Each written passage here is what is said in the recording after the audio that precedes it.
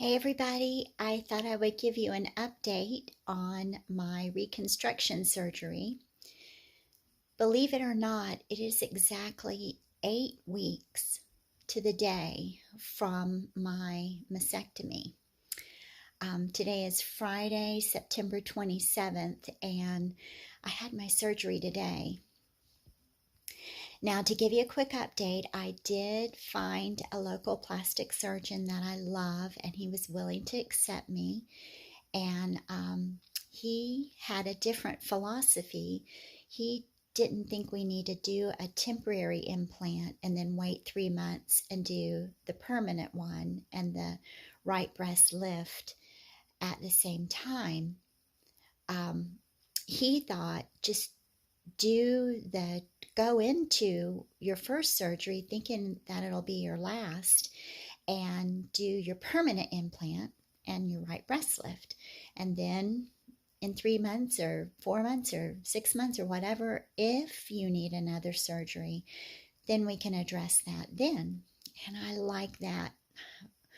I like that so much better. Number one, it's one less anesthesia event. And also financially, we would be able to get it done in this year. I know that's a crazy thing, but our deductible is $7,000, and it meant a lot to me to be able to get it done this year and not have to pay more money next year for another deductible. So when he wanted to do it now and not have to do it in 2 steps, I was thrilled. The other thing that he did that was a little iffy,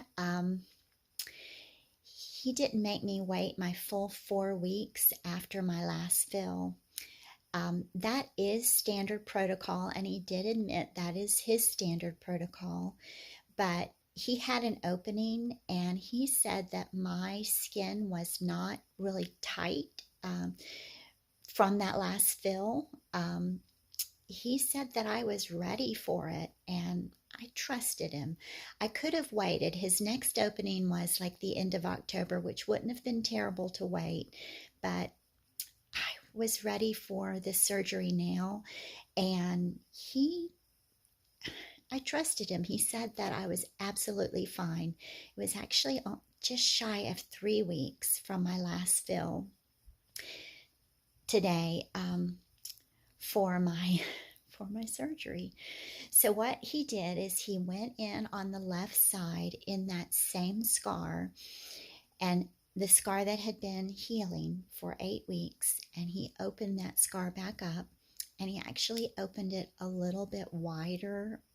Typically you don't have to do that, but I had some folds, and remember that swelling that I kept telling everybody about?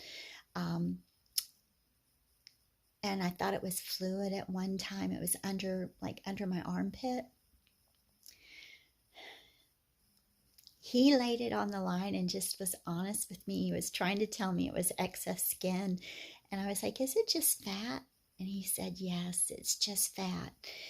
So he actually opened it up, the scar, further that way to help get some of that fat, excess skin. And if I was paying for it as elective surgery and paying 100% out of my pocket, he could have liposuctioned it and it would have been pretty. But I've got a scar there anyway, and he was just having to go just a little bit further. And he said that it would make it look nicer and it would definitely feel better. And he had to go a little bit to the center of my chest also because I had some excess skin, but he did get as much of that fold. I had a fold from the tissue expander, and Dr. Rinker said that he could get, the Mayo doctor, he said he could get most of that fold out. This doctor, he said he would do his best, and he said he did his best to my husband today, to Ron. I bet, I haven't looked at it yet, but I bet I'm going to have a little bit left, but it's going to be fine. So anyway, he took that tissue expander out and put a gummy implant in. It's the smooth silicone implant. So far, they're safe. They haven't had any links to cancer. So hopefully that'll be good. And then on the right side, he kind of called it a reduction. And it's actually the same surgery as a breast reduction. And Google that, and that'll scare you to death. But he did it to lift my breast as much as he could to help them be at the same level.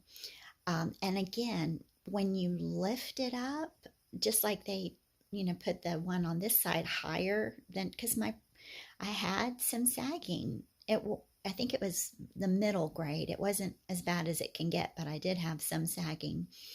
But if you lift it up and you've got any fat at all, it kind of like bunches up.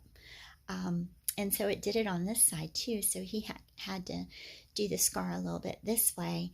And that place right there, right there, is the only one that's hurting me today. Now, I am taking the Oxy. I've taken it every 4 hours. So I think I'm feeling great. I even took Lily for a very short little walk outside. I really took my time and was careful, but she was begging to go outside, so I took her for a short walk. But I'm